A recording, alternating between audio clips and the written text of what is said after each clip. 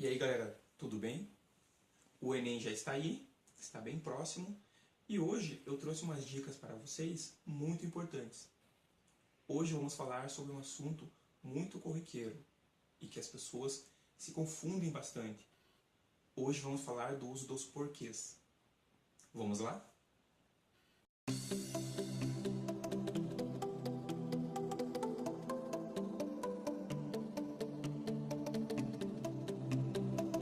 A grande dificuldade do uso da palavra porquê está atrelado às suas várias formas de aplicação no texto. O porquê ele pode significar uma preposição, um substantivo ou uma conjunção. E é sobre isso que nós vamos falar agora. Grave bem esses conceitos. Vamos começar falando sobre os porquês sem acento. Nós sabemos que existem duas formas: o porquê sem acento separado e o porquê sem acento junto. Vamos começar com o porquê separado e sem acento. O porquê separado e sem acento, ele sempre vai estar no início do texto e ele configura uma interrogação. Então jamais você vai ver esse tipo de porquê no meio da frase ou no final da frase. Recapitulando, porquê separado e sem acento sempre no início das frases. Essas frases que compõem uma interrogação. Um exemplo: por que você está gravando esse vídeo hoje?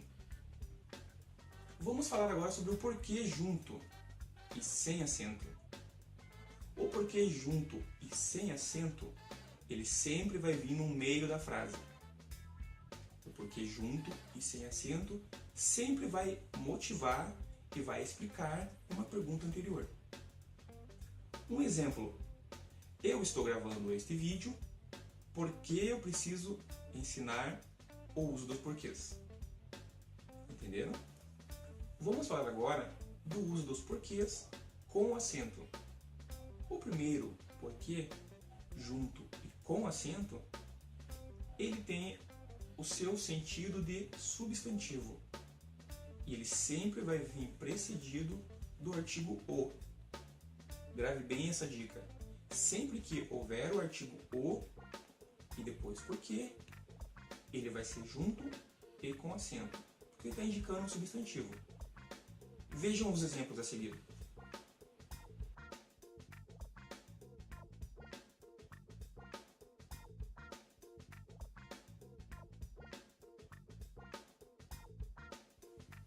Vamos agora ao último dos porquês.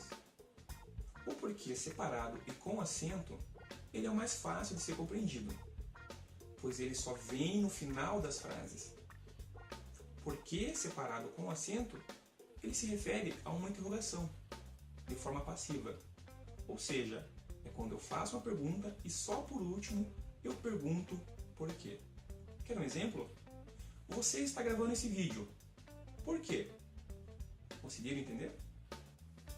Então, recapitulando, pessoal, vocês viram que o uso dos porquês não é tão difícil assim como a gente imagina. Basta a gente se lembrar e entender essas regras. Por exemplo, os porquês sem acento. Lembre-se que o primeiro porquê é o porquê da pergunta sempre no começo das frases.